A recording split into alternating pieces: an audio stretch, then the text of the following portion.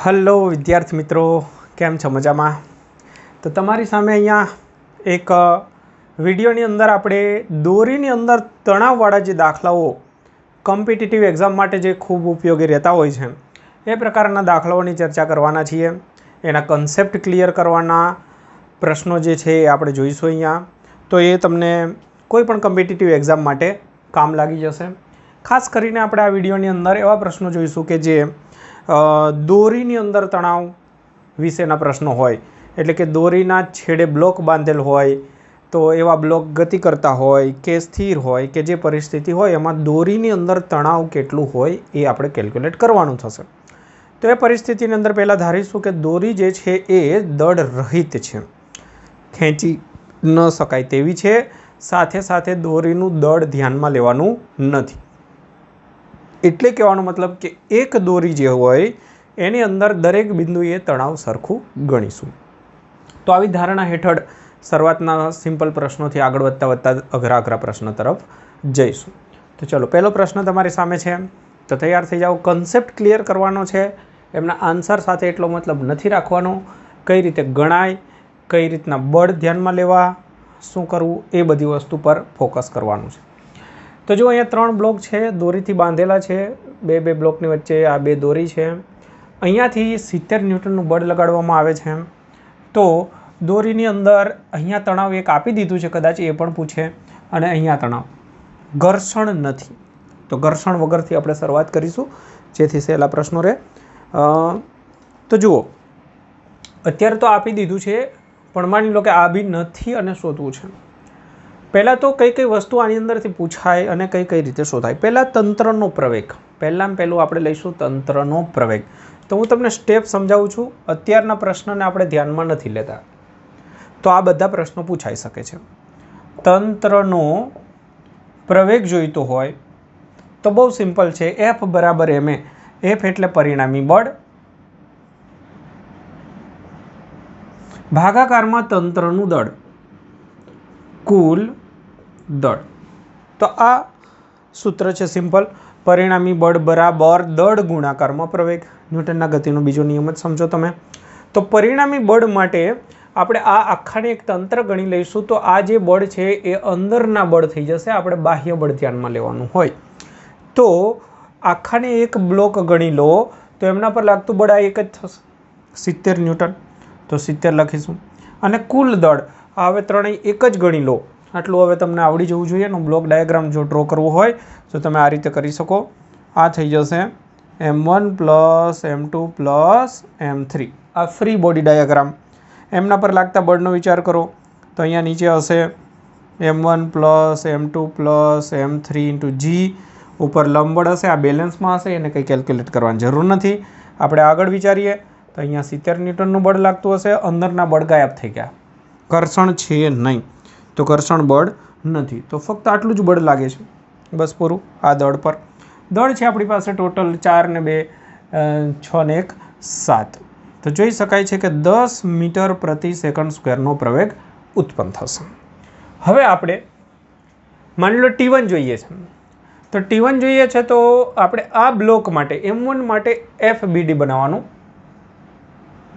M1 માટે free body diagram, મતલબ કે M1 પર લાગતા બળનો જ વિચાર કરવો.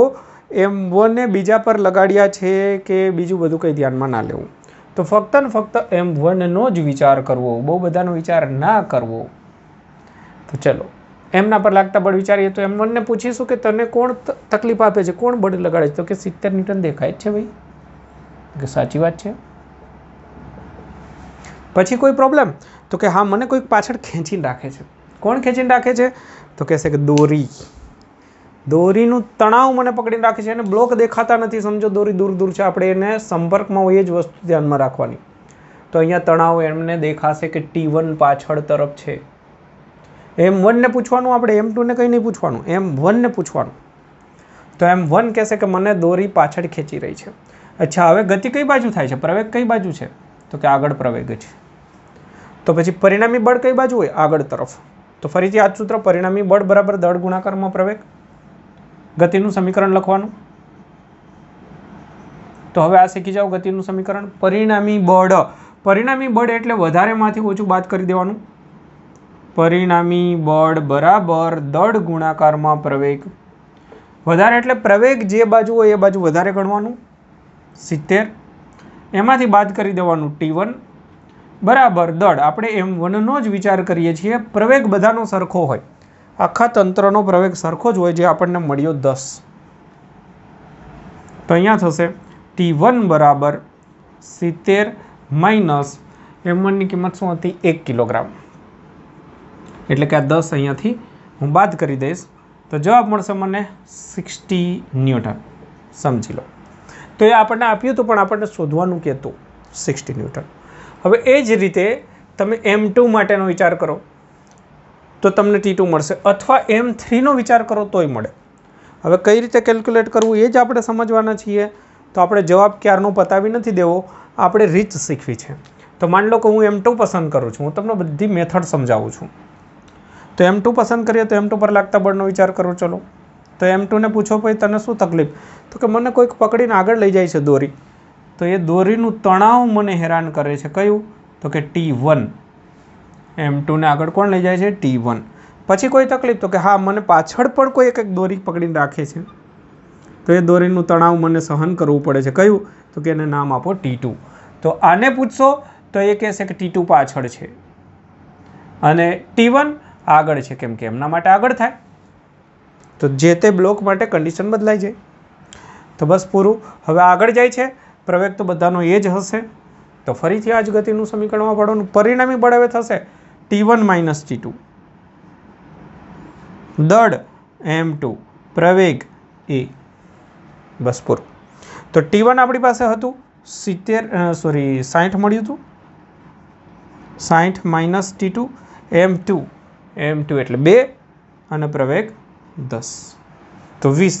T2 ના બાજુ લાવું છું, 60માંથી 20 બાદ કરી દો તો T2 બરાબર મળશે 40 ન્યૂટન. ચલો, કોઈને એવું થયું કે મને તો M3 બ્લોક પસંદ છે, તો પસંદ આપની ભાઈ, ના નહીં પાડવાનું. M3 પર લાગતા બળ વિચારી લો, એ સહેલું પડતું હોય તો M3 પર લાગતા બળનો વિચાર કર્યો તો M3 ને પૂછશો એટલે કહેશે કે મને કોઈક દોરી પકડીને લઈ જાય છે, તો દોરીનું તણાવ, એની પાછળ કોઈ નથી તો એને કોઈ હેરાન કરવાવાળું નથી, પ્રવેગ આગળ છે. તો બસ સિમ્પલ એક જ બળ, તો એમના માટે પરિણામી બળ T2 થશે બરાબર દળ ગુણાકારમાં પ્રવેગ. બસ આટલું જ થશે એમના માટે, ફક્ત આટલું જ. તો આ સહેલું રહેશે. કેટલું છે? 4 અને ગુણાકારમાં 10, તો થઈ ગયું 40 ન્યૂટન. તો તમે આન્સર કોઈ બી રીતે લાવી શકશો, બસ સિચ્યુએશન પ્રમાણે આપણી પાસે એમની કિંમત હોવી જોઈએ. બોલો, ક્લિયર છે? તો આ રીતે આપણે કેલ્ક્યુલેશન કરવાના થશે. હજુ ઘર્ષણને આપણે એડ કર્યું નથી. તો તમે જુઓ, આની અંદર કન્સેપ્ટ ક્લિયર રાખશો તો ઓટોમેટિક એના જેવા બીજા પ્રશ્નો છે આપોઆપ સોલ્વ કરી શકાશે.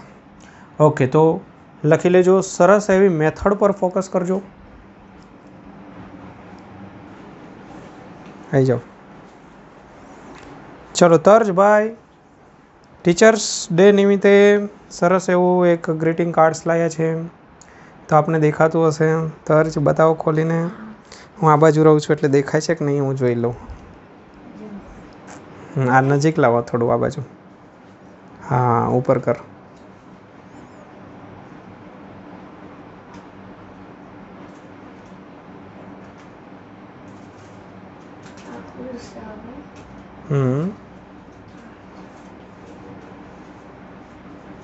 વાવ, લાવ નજીક. આ બાજુ લાવ. લાવ અહીંયા જોતો જાઉં, હું પકડી રાખું છું. તો જુઓ આ રીતે બનાવ્યું છે તરજે. ફોકસ નહીં થતું.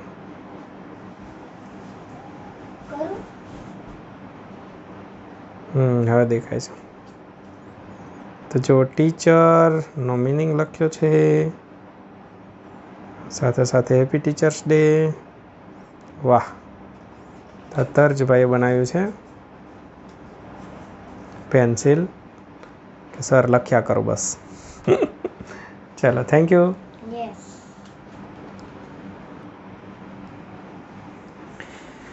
જો મિત્રો ત્યારબાદ બીજો એક દાખલો જે છે હમણાં આપણે શીખ્યા એને મળતું જ છે. અહીંયા એફ ત્રાસું આપ્યું હોય અને એફની કંઈક કિંમત આપી હોય કદાચ, ઓકે, તો આપણને પ્રવેગ શોધવાનું કે તો તમારે શું કરવાનું કે અહીંયા એફના ઘટક પાડી દેવાના. એફ કોસ 30ને ધ્યાનમાં લેવાનું બસ, અને એફ સાઇન 30ને આપણે ધ્યાનમાં લઈશું નહીં.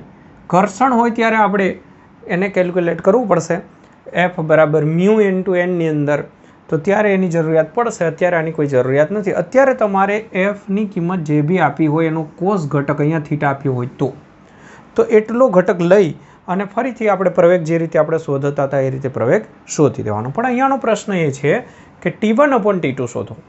તો T1/T2 માટે એમની પણ કોઈ જરૂરિયાત નથી. હું તમને સિમ્પલ મેથડથી સમજાવી દઈશ. તો આપણે હમણાં જ શીખ્યા એ રીતે કે અહીંયા હું વિચાર કરું કયા બ્લોકને આપણે કહીએ, આને 1 કહી દે, આને 2 કહું અને આને 3 નામ આપી દઉં. તો 1 માટે આપણે વિચારીએ. 1 માટે FBD હમણાં શીખવાડ્યું એ જ. તો 1 માટે વિચાર કરો કે 1 પર લાગતા બળનો વિચાર કરશો તો આગળ તણાવ T2, બસ બીજું કોઈ બળ નથી, પ્રવેગ આગળ છે. તો એ જે પ્રવેગ હશે બધાનો કોમન હશે. તો પછી હું અહીંયા સૂત્ર જે બનાવીશ એ શું થશે કે આગળ T1 બરાબર M1 ઇન્ટુ A, એટલે કે 1 ઇન્ટુ A. ઓકે, તો આ સમીકરણ મને મળી ગયું. 3 કિલોગ્રામ છે, સોરી, એમની કિંમત છે 3 કિલોગ્રામ, તો 3 ઇન્ટુ A. હવે એ જ રીતે હું 2 માટે બનાવીશ FBD. 2 માટે ફ્રી બોડી ડાયાગ્રામ બનાવવો, એટલે કે 2 પર લાગતા જ બળનો વિચાર કરો. તો આગળ હમણાં દાખલો શીખવાડ્યો એ જ રીતે M2 પર લાગતા બળનો વિચાર કરીએ તો આગળની દોરી એને ખેંચી જશે, પાછળ પણ એની માટે તણાવ છે, પ્રવેગ આગળ તરફ છે. તો પરિણામી બળ આગળ લાગે છે, આ વધારે હશે, એમાંથી આ બાદ કરી દઈએ, બરાબર M2 ઇન્ટુ A. તો આની અંદર હવે હું કિંમત મૂકીશ તો T1 માઇનસ T2ની જગ્યાએ આપણે T1ની જગ્યાએ મૂકી દઈએ 3A. તો 3A minus T2 is equal to 12A. M2ની કિંમત 12 છે, તો T2 બરાબર થઈ જશે આગળ T1 પાછળ T2. ઓકે, તો આનું નામ T2 છે, સોરી. તો T2ની જગ્યાએ આપણે કિંમત મૂકીશું તો થોડું ચેન્જીસ થઈ જશે, કેમ કે નહીંતર તો માઇનસ આવશે. T1ની જગ્યાએ આપણે શોધવાનું છે, T2ની જગ્યાએ 3A લઈશું અને અહીંયા કરીશું 12A. તો T1 બરાબર મળી જશે મને 15A. તો જુઓ, T1/T2 જોઈતું હતું તો આપણે બીજું કંઈ પ્રવેગની કોઈ જરૂરિયાત રહેતી નથી. તેથી T1/T2 બરાબર 15A ભાગાકારમાં 3A. એ તો કેન્સલ થઈ જશે, તો જવાબ મળી જશે 5/1. બોલો, ક્લિયર? તો આ રીતે તમને પ્રશ્ન પૂછી શકાય છે. તો જોઈ લેજો.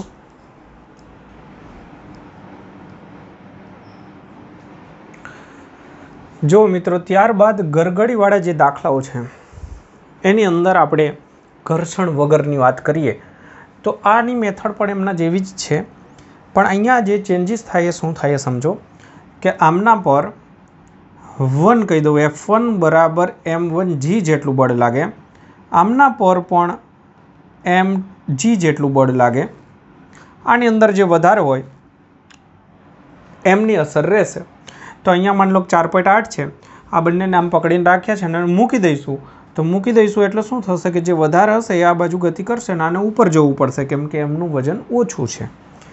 તો આપણે આ પરિસ્થિતિની અંદર જો પ્રવેગ શોધવાનું કે પ્રવેગ, તો પ્રવેગ શોધવા માટે ફરીથી આ જ સૂત્રનો ઉપયોગ કરી લેવાનો. પરિણામી બળ ભાગાકારની અંદર તંત્રનું કુલ દળ. હવે આ ખાસ ધ્યાનમાં રાખજો કે પરિણામી બળની અંદર આપણને આ બંને એક જ ડાયરેક્શનમાં દેખાય એટલે ઘણી વખત સરવાળો કરી લઈએ, પણ એવું નથી. વિચારો કે આ બંને સરખા જ છે, 5 અને 5. તો બળ જે છે એ થશે તમારું 5G અને 5G. તો ટોટલ 10G ના થાય, કારણ કે ગતિ જ નહીં થવાની. વિચારો કે આમ ટીંગાય છે, આ બાજુ ટીંગાય છે, તો બે બાજુ બેલેન્સ થઈ ગયું, તો ગતિ નહીં થાય, મતલબ કે પરિણામી 0 થાય છે, એટલે કે અહીંયા બાદ બાકી થાય છે. આ બળ જે છે એના કારણે નીચે ગતિ થાય તો આ બળ એમને અટકાવે, અથવા આ બળના કારણે નીચે ગતિ થાય તો આ બળ સપોર્ટ નથી કરતું, વિરોધ કરે છે. તો અહીંયા ગરગડીના દાખલાઓની અંદર ખાસ ધ્યાન રાખવાનું કે આ બંને બળ દેખાય એક ડાયરેક્શનમાં, પણ બંનેનું કામ એકબીજાનો વિરોધ કરવાનું છે, એટલે પરિણામી બળમાં બાદબાકી થશે. તો વધારેમાંથી ઓછું બાદ કરી દો. અત્યારે વધારે F1 દેખાય છે, તો F1માંથી F2 બાદ કરી દો, તો થશે F1 માઇનસ F2, અને ભાગાકારમાં તો કુલ દળ લેવાનું, એટલે M1 પ્લસ M2. તો F1ની જગ્યાએ હું લખીશ M1G, તો M1G અને અહીંયા M2G, તો એમાંથી હું G કોમન નીકાળી દઉં તો M1 માઇનસ M2G, અને નીચે M1 પ્લસ M2. આ રીતે થશે. બસ પછી કિંમત મૂકી દઈએ. M1ની કિંમત છે 5 અને આની છે 4.8, 5 પ્લસ 4.8, અને Gની કિંમત આપણને 9.8 લેવાની કઈ છે. કિંમતો એ રીતે એડજસ્ટ કરી છે એટલા માટે. તો આ થઈ ગયું 9.8, અને આ 9.8 કેન્સલ થઈ જશે, તો અહીંયા રહેશે 0.2 મીટર પ્રતિ સેકન્ડ સ્ક્વેરનો પ્રવેગ તમને મળી જશે. હવે પ્રશ્ન તો પૂછ્યો નથી, પણ સાથે સાથે તણાવ કે તમને કદાચ, તો તણાવ માટે શું કરવાનું ધ્યાન દો. તણાવ માટે હવે કાં તો આ બ્લોક પસંદ કરો, કાં તો આ બેમાંથી એક, ગમે તે પસંદ કરી શકો છો. માની લો M2નો વિચાર કરું છું, તો M2 પર લાગતા બળનો જ વિચાર કરવો. તો M2 જે છે અત્યારે ગતિ આ બાજુ થવાની છે, કારણ કે આ વધારે છે, આ ઓછું છે. તો તણાવ આ બાજુ ગણીશું, આમને પૂછીશું તો તણાવ એને ઉપર લઈ જશે, ગતિ ઉપર અને વજન બળ નીચે. તો આમના માટેનું ગતિનું સમીકરણ શું થાય? વધારે કયું થશે? T માંથી બાદ કરીશું F2 બરાબર M2 ઇન્ટુ A. બસ આમાં કિંમત મૂકી દેજો એટલે તણાવ મળી જશે પૂરો, કારણ કે એ તો અહીંથી મળી ગયો છે, અને F2 આ બાજુ લઈ જાઓ, F2ની જગ્યાએ બી કિંમત છે. તો આ રીતે તમે તણાવ પણ શોધી શકો છો. સિમ્પલ દાખલો છે, એટલો કોઈ અઘરો દાખલો નથી. લખી લેજો.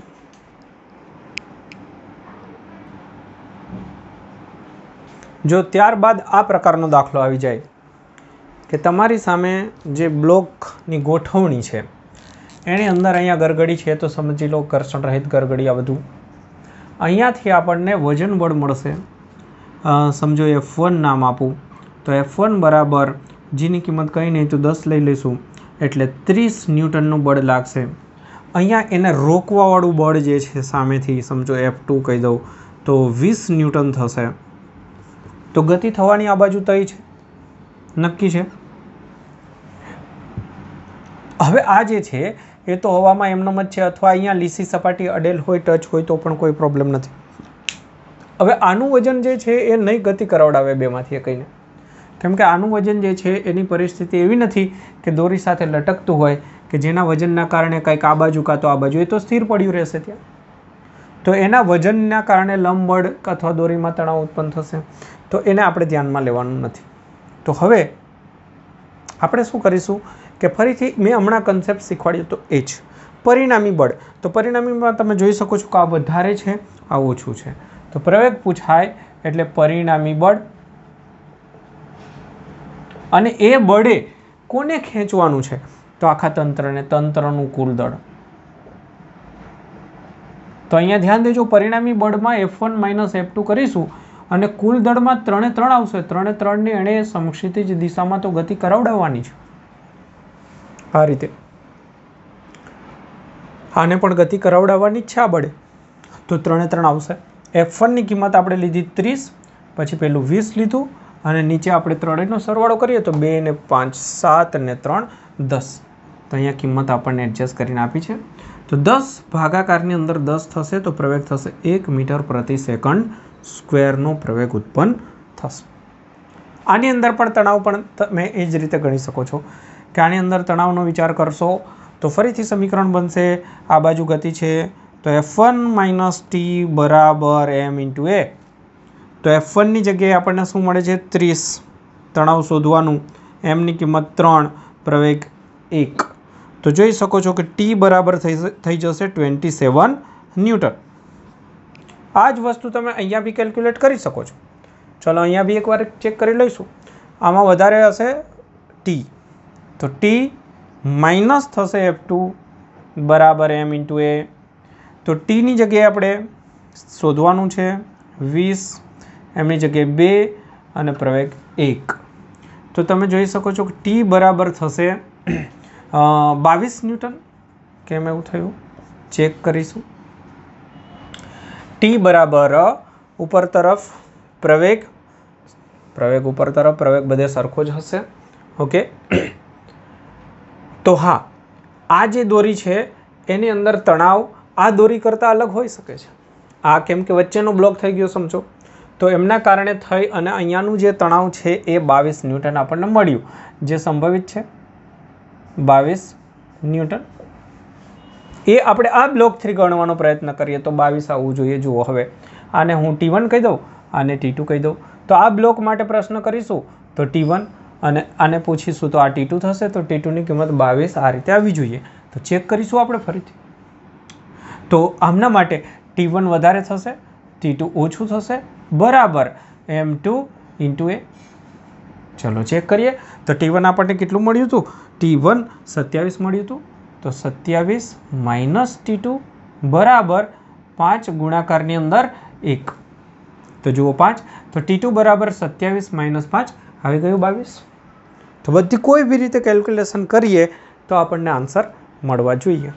તો આ બંને જુદા આવવાનું કારણ કે વચ્ચે બ્લોક છે। તો આપણે આગળના પ્રશ્નોમાં જોયું હતું કે એક દોરી અને બીજી દોરીમાં તણાવ જુદા જુદા હોઈ શકે છે। તો દોરી બદલાઈ ગઈ, અહીંયા બ્લોક વચ્ચે આવી ગયો એટલે દોરી બદલાઈ ગઈ કહેવાય, એટલે એમાં તણાવ સરખા ન હોય। તો આ તો કોઈ પ્રશ્ન પૂછ્યા નહોતા, પણ આપણે એટલે શોધ્યા કે કન્સેપ્ટ ક્લિયર થાય। ઓકે, ચલો જોઈ લો।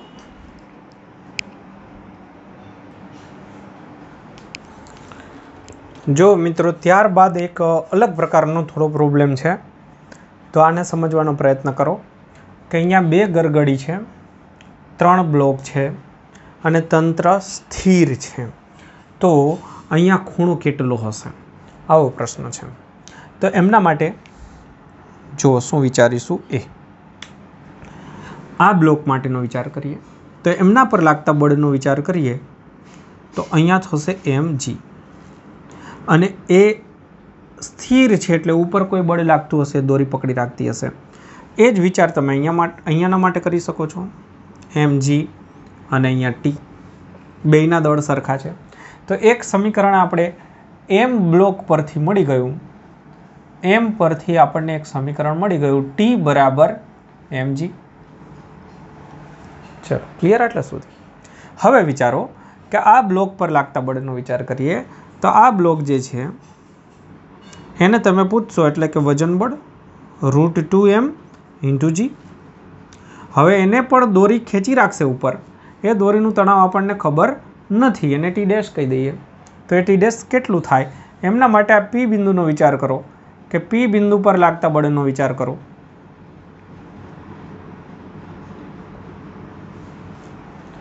તો પી બિંદુને પૂછશો તો કે પી બિંદુ કહેશે કે મને નીચે બ્લોકનું તણાવ અથવા દોરીનું તણાવ ટી ડેશ સહન કરવું પડે છે। ત્યારબાદ આ 2 દોરી એને પકડી રાખે છે। તો આ આખી દોરીમાં તણાવ સરખું હોય તો આને ટી કહીએ। અહીંયા પણ ટી છે, તો અહીંયાનો ખૂણો થીટા છે, સામે અહીંયાનો ખૂણો પણ થીટા રહેશે કે સરખી પરિસ્થિતિ છે એટલા માટે। તો આના 2 ઘટક પાડી દઈશું। એક આ બાજુ ટી ખૂણાની પાસેનો ઘટક લઈશું કોસ થીટા અને આ બાજુ લઈશું ટી સાઇન થીટા। એ જ રીતે આ ટીના ફરીથી 2 ઘટક પડશે, ટી કોસ થીટા અને એક આ બાજુ થશે ટી સાઇન થીટા। સ્વાભાવિક રીતે આ બંને કેન્સલ થઈ જશે, સામસામે છે। તો આ ટીના 2 ઘટક ઉપર તરફ ગયા તો ઉપર તરફનું બળ કેટલું થયું 2t cos theta. 2t cos theta આટલું બળ આ પી બિંદુ પર ઉપર લાગે અને નીચેનું બળ ટી ડેશ, તો ટી ડેશ બરાબર આપણને મળી ગયું 2t cos થીટા અને ટી ડેશ બરાબર આ બ્લોકને પૂછશો તો ટી ડેશ બરાબર √2mg। તો આપણે પી બિંદુ અને √2m ને પૂછીશું, બેયનો વિચાર કરીએ તો આપણને સમીકરણ મળશે કે 2t cos થીટા બરાબર ટી ડેશ। પી બિંદુને પૂછીશું તો, અને બ્લોકને પૂછીશું તો કહેશે ટી ડેશ બરાબર √2mg।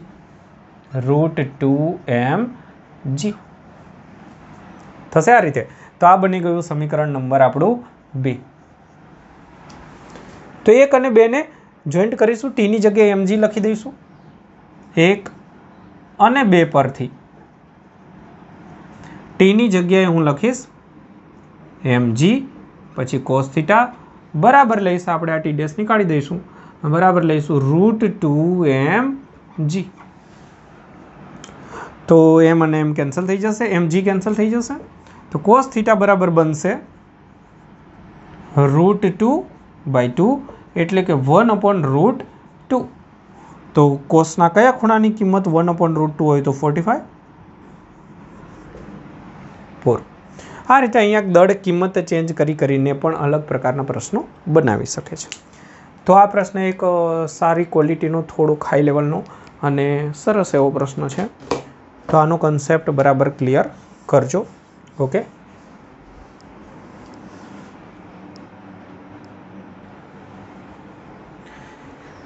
જો ત્યારબાદ આપણે નવી પરિસ્થિતિ લાવીએ છીએ. ઢાળ પર બ્લોક હોય, દોરીથી બાંધેલા હોય, આવી પરિસ્થિતિનો વિચાર કરીએ. તો ઢાળ માટેની પહેલાં થોડી સમજણ આપણે યાદ કરી લઈએ કે આ રીતે જો ઢાળ પર કોઈ બ્લોક પડેલો હોય તો એમનું વજન નીચે હોય mg, અને એમના બે ઘટક આ રીતે તમે પાડી શકો છો. તો આ પરિસ્થિતિ પહેલાં યાદ કરી લો કે અહીંયા થીટા હોય, અહીંયા 90 હોય, અહીંયા 90 માઇનસ થીટા હોય, ફરીથી અહીંયા થીટા હોય. તો mgના બે ઘટક થાય, સપાટીને લંબ કોસ થીટા થાય અને સપાટીને સમાંતર સાઇન થીટા થાય. તો આ સિમ્પલ ફોર્મેટ યાદ રાખી લેજો કે સપાટીને સમાંતર સાઇન થીટા થાય. એક ખૂણો અહીંયા હોય અથવા તો તમને ઊંધી પરિસ્થિતિમાં અહીંયા પણ ખૂણો આપી દે તો પણ એની અંદર ફરીથી બે ઘટક પડે, એની અંદર આ ઘટક જે છે અહીંયા થીટા બને એટલે અહીંયા સાઇન થીટા થશે. તો આટલો કન્સેપ્ટ ક્લિયર હોય તો આપણે ફરીથી આ દાખલો એક સોલ્વ કરીએ અને એની અંદર આપણને પ્રવેગ પૂછી નાખે કે પ્રવેગ શોધો. તો પ્રવેગ શોધવા માટે ફરીથી આ જ કન્સેપ્ટ ગરગડીવાળું જે હતું એ જ. તો એમાં શું કરીશું, માની લો કે આને હું F2 કહી દઉં, આને F1 કહી દઉં. તો હમણાં સમજાવ્યું એ રીતે અહીંયા થશે m1g. તો આ બાજુ ઘટક કયો પડશે? m1g નો સાઇન થીટા ઘટક, સાઇન 30, થીટા અહીંયા 30 છે. એ જ રીતે અહીંયા પડશે m2g ના બે ઘટક, એમાં આ બાજુ પડશે m2g સાઇન થીટા અને અહીંયા થીટા પડશે 60. ક્લિયર? તો આ રીતે આપણને ઘટકો ખબર પડે. પછી આ ઘટકની આપણે જરૂરિયાત નથી એટલે લખતા નથી હાલ. તો તમારી સામે બે બળ દેખાય છે. આ બાજુ ખેંચવાવાળું જે બળ છે, આ બળ તો એને ગતિ નહીં કરાવડાવે. તો ઘર્ષણ આપણે ધ્યાનમાં નથી લીધું, લીસી સપાટી માટેના જ હજુ તો ગણતરી ચાલે છે. તો અહીંયાથી આ બળ જે છે એ શોધી કાઢવાનું. એ કેટલું થશે? તો દળ છે 2√3, કિંમત તો કોઈ બી હોય. જીની કિંમત 10 લઈને ચાલુ, સાઇન 60 એટલે √3/2. તો 2 અને 2 કેન્સલ. તો અહીંયા મને દેખાય છે 30 ન્યૂટનનું બળ લાગે છે. અને અહીંયા કેટલું બળ લાગે છે તો ત્યાંનું હું કેલ્ક્યુલેશન કરીશ. તો F1 બરાબર બળ મને મળશે m1. m1ની કિંમત 10, જીની કિંમત 10 અને સાઇન 30 એટલે 1/2. તો 100/2 એટલે 50 ન્યૂટનનું બળ મને દેખાય છે. બોલો ક્લિયર આટલે સુધી? તો હવે પ્રવેગની વાત કરીએ તો ફરીથી એનું એ જ સૂત્ર, પ્રવેગ બરાબર પરિણામી બળ ભાગાકારમાં કુલ દળ. તો પરિણામી બળ માટે વધારેમાંથી ઓછું બાદ કરી દો. આપણે F1 માંથી F2 બાદ કરી દઈશું એટલે 20 ન્યૂટનનું થશે. F1 50, F2 30 અને નીચે કુલ દળ જે બી આવતું હોય 10 + 2√3. બસ, તો આ થઈ ગયો આન્સર. તો શું કરવાનું થયું આ દાખલાની અંદર? શું શીખ્યા કે F1 અને F2 ના સાઇન ઘટક લેવાના થશે. કારણ કે આ બાજુ ગતિ નથી, ગતિ જે છે આ બાજુ છે, તો આ બાજુનો બળનો ઘટક આપણે ધ્યાનમાં લેવો પડે. તો એ થશે સાઇન થીટા. એ કેમ? તો એમાં તમને સમજાવી દીધું કે આ રીતની પરિસ્થિતિમાં આ રીતે ઘટકો પડતા હોય છે. Okay, clear? તો આ વાત થઈ ગઈ આપણી કે ઢાળ પર જો ઘર્ષણ રહિત સપાટી હોય અને ત્રાંસા ગતિ કરતા હોય તો આપણે કેલ્ક્યુલેશન કઈ રીતે કરવું. તો જોઈ લેજો નવો કન્સેપ્ટ.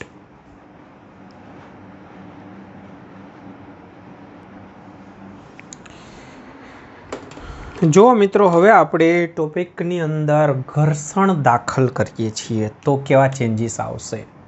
હવે આપણે ઘર્ષણ છે એમ માની ચાલીએ છીએ. અત્યાર સુધી શું કર્યું હતું, લીસી સપાટી રાખી હતી. હવે ઘર્ષણ એડ કરીશું તો ઘર્ષણ ગતિની વિરુદ્ધમાં લાગુ પડે. અત્યારે આપણી પાસે બે બ્લોક છે, 3 કિલોગ્રામના 20 ન્યૂટનનું બળ છે. પ્રવેગ ઓલરેડી આપી દીધો છે, અહીંયા તણાવ પૂછ્યું છે અને ઘર્ષણ છે. ઘર્ષણ ન હોત તો બહુ સિમ્પલ હતું. હવે ઘર્ષણ છે તો ઘર્ષણને ધ્યાનમાં લેવું પડશે. તો પહેલો બ્લોક જે છે એમના માટે તમે FBD વિચારો, બીજા માટે વિચારો, અથવા તો તમે બંનેને એક તંત્ર ગણીને વિચારો તો તમને ઘર્ષણ બળ મળી જાય. તો કોઈ બી રીતે કેલ્ક્યુલેશન કરી શકાય. તો હું તમને અલગ અલગ બ્લોકથી સમજાવી દઉં છું. પહેલાં કે પહેલા બ્લોક માટે FBD,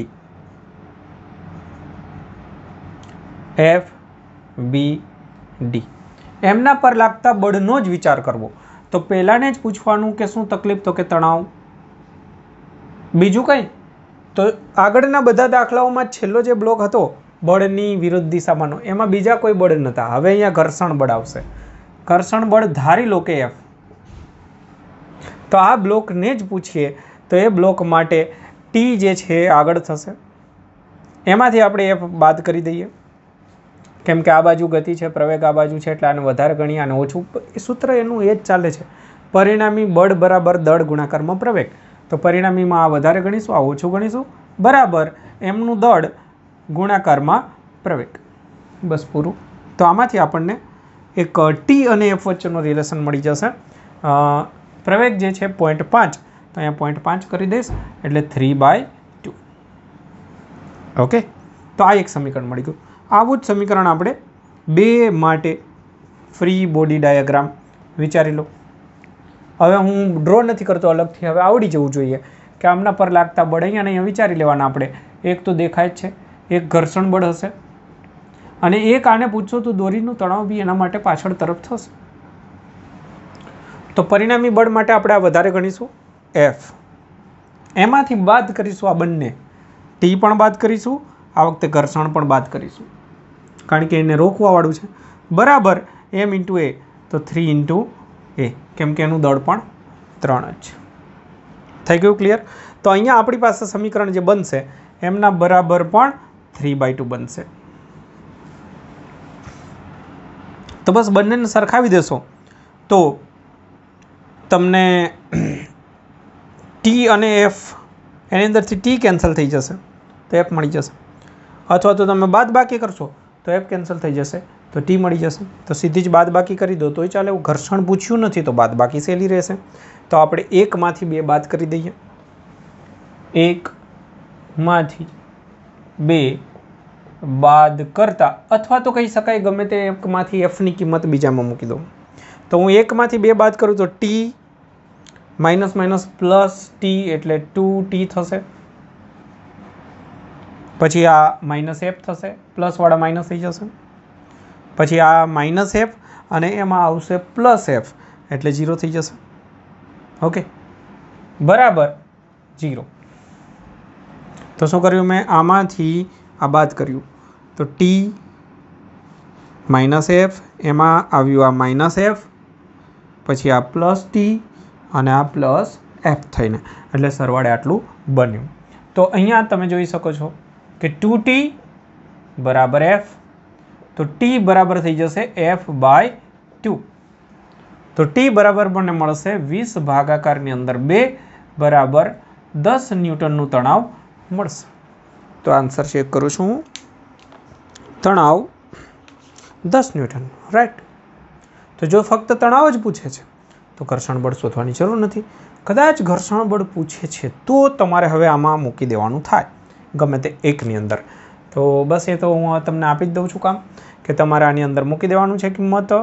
તો T બરાબર F બરાબર T માઇનસ F બરાબર T માઇનસ 3/2, Tની કિંમત 10, તો 20 - 3 એટલે 17/2 ન્યૂટનનું ઘર્ષણ મળશે. તમે સીધું જ આખા તંત્ર માટે પણ વિચાર કરીને ઘર્ષણ શોધી શકતા હતા. કઈ રીતે?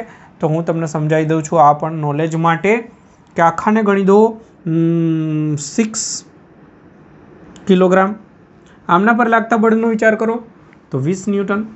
आमां घर्षण लागे, घर्षण केन्सल ना थई जाय, अंदर अंदरनुं तणाव केन्सल थाय, घर्षण थाय 2F बेय थईने। तो हवे तमे आमना माटे विचारशो तो 20 - 2F बराबर m, m नी जग्याए 6 અને એની જગ્યાએ 0.5। ફરીથી મેં ગતિનું સમીકરણ બનાવ્યું, વધારેમાંથી ઓછું બાદ કરી દીધું, બરાબર m × a કરી દીધું। તો અહીંયા મને દેખાય છે 2F = 20 માઇનસ આ થશે 3 એટલે કે 17। તો દેખો F બરાબર મળી ગયું 17 ભાગાકારમાં 2 ન્યૂટન। તો આ રીતે બી તમે કેલ્ક્યુલેટ કરી શકો છો। તો આ વસ્તુ તમારા માટે નવી કે ઘર્ષણને ધ્યાનમાં લેવું પડશે। ઘર્ષણ હંમેશા ગતિની વિરુદ્ધમાં યાદ રાખવું। જો ત્યારબાદ સમજવા લાયક કન્સેપ્ટ, આ રીતે તમને ઢાળ પર એક બ્લોક આપ્યો છે અને કહ્યું છે ઘર્ષણ છે અને ઘર્ષણ શોધો। અહીંયા કોઈ સંપર્ક નથી। હવે તમે સિમ્પલ વિચારો કે આ તંત્ર સ્થિર છે, એવું કહ્યું છે કે તંત્ર સ્થિર છે, તો ઘર્ષણ ડાયરેક્શન સાથે શોધો। તો જો આ સ્થિર છે તો આમના પર લાગતા બળ 0 હોય, તો આમના પર લાગતા બળનો વિચાર કરો તો એને તણાવ ખેંચી જશે, પકડી રાખશે ઘર્ષણ। હવે એ ખબર ના પડે અગાઉથી। હા, એક પ્રશ્ન જો મારે તમને સમજાવવાનો હતો, અહીંયા તો સ્પષ્ટ દેખાય છે આ 3 અને અહીંયા 2 એટલે આ જ વધારે છે, તો વધારે આ બાજુ જ થશે, પણ એ પહેલાં ચેક કરવું પડે। કદાચ અહીંયા દળ 4 કિલોગ્રામ હોય તો 5 કિલોગ્રામ હોય તો એ રીતે આપણે પહેલાં ચેક કરવું પડે કે અહીંયા F1 કહી દઉં તો F1 બરાબર m × g એટલે કે 30 ન્યૂટનનું બળ લાગશે। સમજો, મસ્ત વસ્તુ છે અહીંયા। અને આને F2 કહી દઉં, પહેલાં ઘર્ષણ ખબર નહીં પડે આપણને, આને હું F2 કહું તો હમણાં જ શીખવાડ્યું હતું કે અહીંયા થશે, આને હું M1 કહી દઉં છું, તો આ બાજુનું બળ થશે m2g sin 30।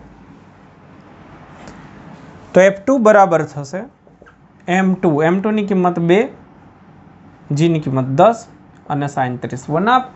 તો સ્વાભાવિક રીતે F2 જે છે અત્યારે તો ખબર જ હતી કે ઓછું દેખાઈ જ આવે છે, ઓલરેડી 2 કિલોગ્રામ છે, 3 કરતાં ઓછું છે, અને એમાંય ઘટક પડે એટલે તો એનાથી બી ઓછું થાય।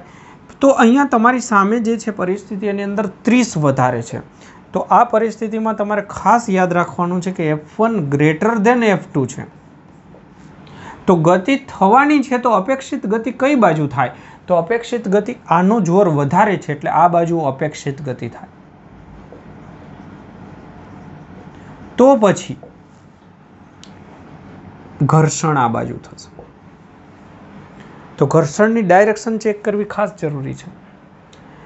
તો હવે આ પરિસ્થિતિની અંદર તમે બ્લોક માટે વિચારો કે બ્લોક સ્થિર છે તો ઉપર તણાવ, હવે આ બે બળ નીચે આવી ગયા, તો T બરાબર થશે બ્લોક M2 માટેનો વિચાર કરશો તો T બરાબર થશે F2 પ્લસ ઘર્ષણ। T ની કિંમત કેટલી, તો T માટે અહીંયા પૂછી લેવાનું કે આ સ્થિર છે તો પછી સ્વાભાવિક છે કે T બરાબર હોય F1। M1 માટે T બરાબર F1,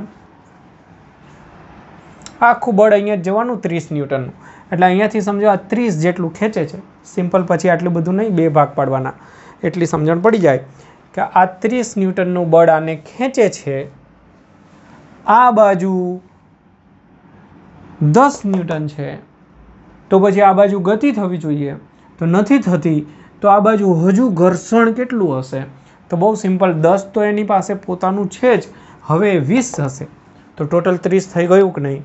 આનો સરવાળો થવો જોઈએ 30 ન્યૂટન, કારણ કે અહીંયાથી લાગે છે 30 ન્યૂટન, તો જવાબ આવી ગયો 20 ન્યૂટનનું ઘર્ષણ બળ નીચે તરફ હશે। બહુ સિમ્પલ, આમાં કિંમત મૂકશો તો એ જ આવશે। ટીની જગ્યાએ હું F1 લખીશ, F1 ની જગ્યાએ 30 લખીશ, F2 ની જગ્યાએ 10 લખીશ, તો ઘર્ષણ મને મળી ગયું 20 ન્યૂટન। તો બહુ સિમ્પલ છે કન્સેપ્ટ, થોડું દિમાગ લગાવવાનું છે બસ। હવે વિચારો કે હું અહીંયા 6 કિલોગ્રામ રાખી દઉં, 6 કિલોગ્રામ રાખીશ તો શું થશે? તો અહીંયા મને મળશે 6 ગુણાકારમાં 10 ભાગાકારમાં તો 30 થઈ જશે, બે બાજુ ગતિ થશે નહીં. માની લો કે હું અહીંયા 8 કિલોગ્રામ રાખું છું, નવો દાખલો 8 કિલોગ્રામ, બરાબર ધ્યાન દેજો. તો 8 કિલોગ્રામ જ્યારે હું અહીંયા રાખીશ તો મને આનો જવાબ 40 ન્યૂટન મળશે. તો અહીંયા ઊંધું થઈ જશે, F1 ઇઝ લેસ ધેન થઈ ગયું. તો અપેક્ષિત ગતિ હવે આ બાજુ થવાની, અપેક્ષિત ગતિ આ લખી લેજો, અગાઉવાળું લખી લેજો, પછી આ ચેન્જ કરું છું બધું. તો અપેક્ષિત ગતિ નીચે તરફ થવાની. હવે વિચારો કે આ સ્થિર છે તો એનો અર્થ કે ઘર્ષણ આ બાજુ એને પકડી રાખતું હશે, નીચે જવું છે પણ ઘર્ષણ પકડી રાખે છે, તો કેટલું બળ હશે ઘર્ષણ બળ? તો આ બાજુનું જે બળ છે એ F2 બરાબર 40 ન્યૂટન છે. તો 40 ન્યૂટન આ બાજુ. હવે 30 આ બાજુ છે તો પછી ગતિ આ બાજુ થવી જોઈએ, નથી થતી. એનો અર્થ કે આ બંનેનો ટોટલ 40 થવો જોઈએ. અહીંયા 40 તો આ બાજુ 40. હવે એની અંદર ટી તો 30 તો છે જ, તો હવે ઘર્ષણ કેટલું હશે? 10. તો આ 10 ન્યૂટનનું ઉપર તરફ લાગતું હશે. તો આ બહુ ઇન્ટરેસ્ટિંગ પ્રશ્ન છે. આની અંદર ઘણા લોકો ગોખી નાખે તો મેળ ના આવે. ઘણાને એમ જ થાય ઘર્ષણ નીચે જ હશે, ઘણાને એમ થાય ઉપર હશે. એવું નથી. તમારે શું કરવાનું છે એ યાદ રાખો કે આનું બળ ગણી લેવાનું અને આનો કોસ ઘટક સાઇન ઘટક ગણી લેવાનું. તો એમાંથી જે વધારે હશે એ બાજુ ગતિ થવાની, તો ઘર્ષણ બળ એની વિરુદ્ધ દિશામાં જશે. આ વધારે હશે તો જો આ બાજુ જતું રહ્યું, પહેલી કન્ડિશનમાં આ વધારે હતું તો ઘર્ષણ બળ આ બાજુ હતું. પછી બ્લોકને સ્થિર હોય તો પછી બળ કયા કયા હશે એ રીતે કેલ્ક્યુલેશન કરું. તો ચાલો જોઈ લો.